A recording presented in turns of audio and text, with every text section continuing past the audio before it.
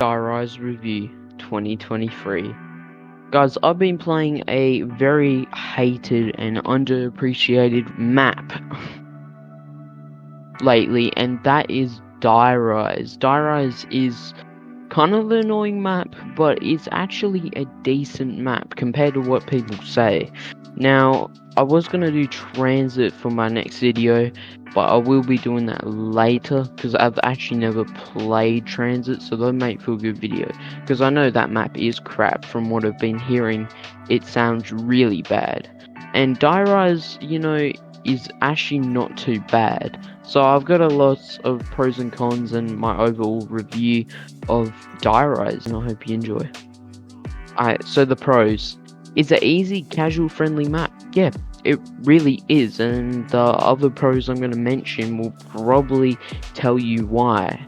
There's always the bank to, remember on. You can just go into the bank in Black Ops 2, any map, and you just get a bunch of points, and you're already ready, set, go to do whatever you want with your points.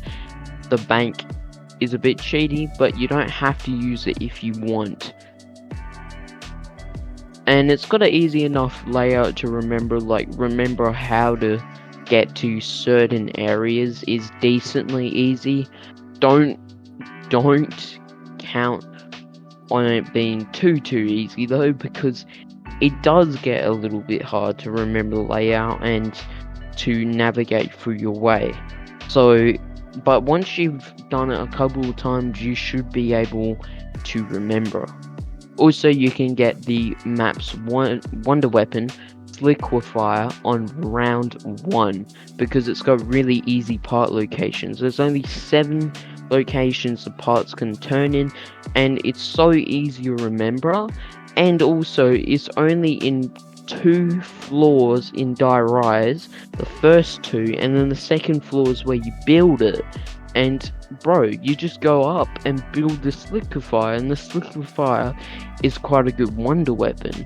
But it did unfortunately get patched because it used to be so good that it could end a whole entire round in just one ammo, and it does have a lot of ammo, so imagine you're never gonna run ammo. But there is a way to basically unpatch this liquefier, and how you do this is there's this like Chinese billboard like around this area, and I don't know how someone found this, but if you shoot 10 times at that certain spot, it will unpatch this liquefier, and it's like some times 2.5 damage, and it's just like, oh well, okay, now I've got the most OP broken wonder weapon. It's great. Alright, next is jumping jacks are cool. I just reckon they're really cool.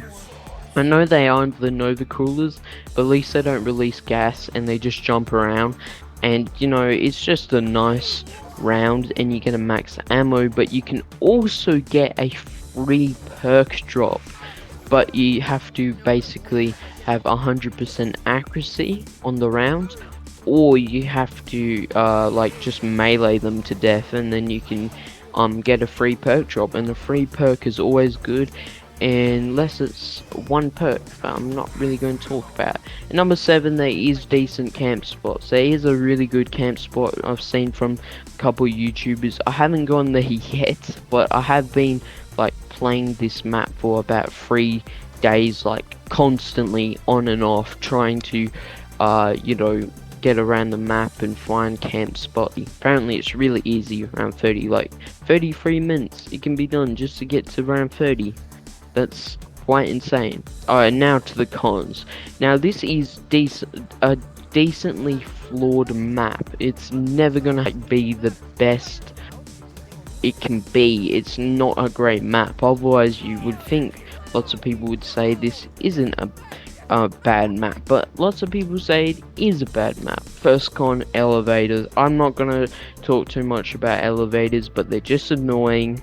You can just die by taking full damage. You have to wait for the perks to go up so you can take a next floor, and then zombies can just jump into the elevator with you in this small tiny place and just kill you easily, and like it's like, no, why do they have to do this?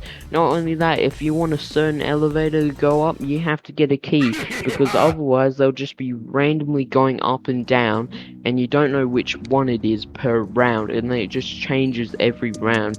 Gets really annoying, and there's a lot more bad things about elevators. Second is Who's Who, the most pointless perk. What it basically does is, well, when you die, oh, you get a second chance. Yeah, you definitely get a second chance with a 1911 pistol. So if you go down round 20, you're gonna be in with that. There's no good training spots. Okay, so if there was good training spots, this might actually be useful, but there's no good training spots. Yes, you can buy weapons, but it's a waste of points. You have to revive yourself though. And with 1911 pistol that you spawn in with, you won't have enough time to do crap. You go all the way back to spawn. Oh, I'm gonna get the Olympia.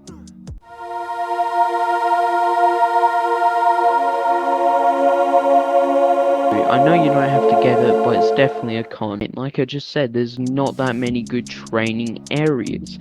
If you really want to train, I guess you can, but it's not the best to train. Because, yeah, so that's why you just camp in that map, because training's great.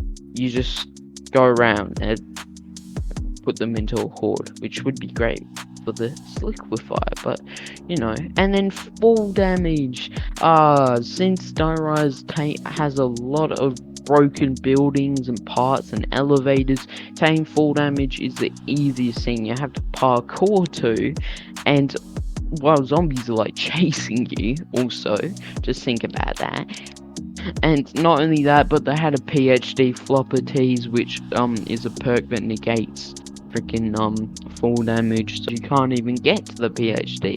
I wish it was like a really hard Easter egg to get to it. Final one is, it's more of a solo map. It's not really good with multiplayer with the fall damage, elevators. You have to talk to each other a lot, and then also if they die and fall damage, it's just even more annoying. Really, that's all I got to say about Die-Rise. That's my complete review, and if I was gonna be honest, I'd say this map is about a 6.5 to a 7 out of 10. It is decent. So thank you guys for watching, and I'll see you in the next video. Like if you want. Like I have friends to play multiplayer with.